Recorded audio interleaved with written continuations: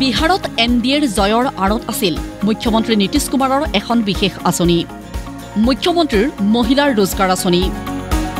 এই আঁচনিৰ জৰিয়তে মহিলাসকলক 10,000 টকাকৈ দিয়া হয় এককালীনভাৱে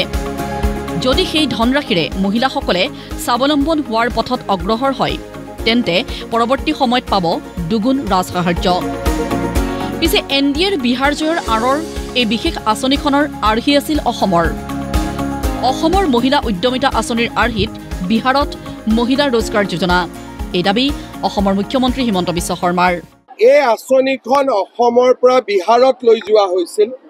আৰু এতিয়া সকলো টিভিত বা বাতৰি কাকতত এইটোৱে ওলাই আছে যে এই আঁচনিখনৰ কাৰণে বিজেপি আৰু জনতা দলৰ বৃহৎ বিজয় সম্ভৱ হৈছে মই ভাবো যে সঁচা অৰ্থত এখন ভাল আঁচনি মহিলাসকল বহুত উপকৃত হ'ব অসমতো বহুত বেছি ভাল হ'ব অসমৰ পৰা শিকি বিহাৰত অসমটো জননী মহিলা সবলীকৰণৰ গতিকে অসমতো কি ৰিজাল্ট হ'ব কোনেও ধৰিব নোৱাৰে প্ৰত্যেক ঘৰৰ মানুহে আমাক ভোট দিব পিছে হিমন্ত বিশ্ব শৰ্মা চৰকাৰক ৰুধিবলৈ অসমত সাজু বিৰোধী ঐক্যমঞ্চ ঐক্যবদ্ধ বিৰোধীক চৰম কটাক্ষ অসমৰ মুখ্যমন্ত্ৰীৰ অসমত যেটো জোটবন্ধন হৈছে এইটো বিয়া বাৰু দিন ঠিক কৰাৰ কাৰণে এইটো ইলেকশ্যনৰ কাৰণে হোৱা নাই আৰু যতে অখিল গগৈ থাকিব গাখীৰত নিমখ ঢালিবই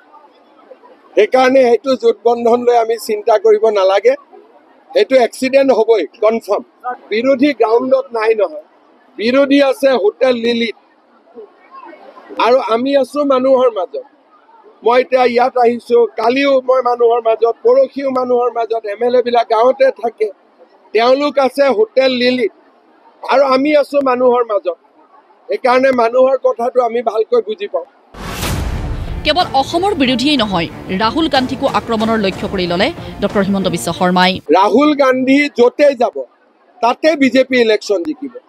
আৰু এই কথাটো মই বিহাৰত কৈ আহিছিলো যে ৰাহুল গান্ধী হল বিজেপিৰ আটাইতকৈ ডাঙৰ ষ্টাৰ কেম্পেইনাৰ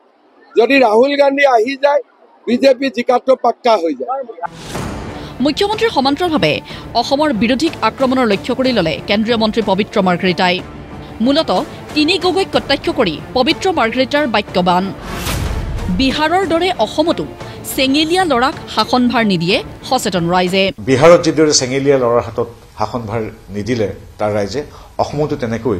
চেঙেলীয়া লৰাৰ হাতত কেতিয়াও অসমৰ দৰে এখন সম্ভাৱনাপূৰ্ণ প্ৰগতিশীল বিকশিত বাটেৰে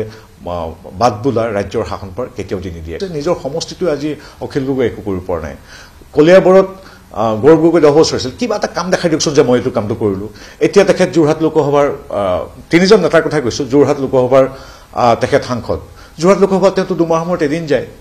4খন নে 5খন চিঠি লিখিছে চিঠি লিখাৰ বাহিৰেতো একো কৰিব নোৱাৰিলে যি নিজৰ বিধানসভা বা লোকসভাটোৰে উন্নতি কৰিব নোৱাৰিলে অসমৰ দৰে সমস্যা জৰ্জৰ এখন ৰাজ্যক তেওঁলোকে কি কৰিব বাকী ইজনৰ কথা নকওঁৱে লুৰিণজ্যোতি গগৈ তেওঁ জিকি অহাৰ পিছত তেওঁৰ কথা পাতিম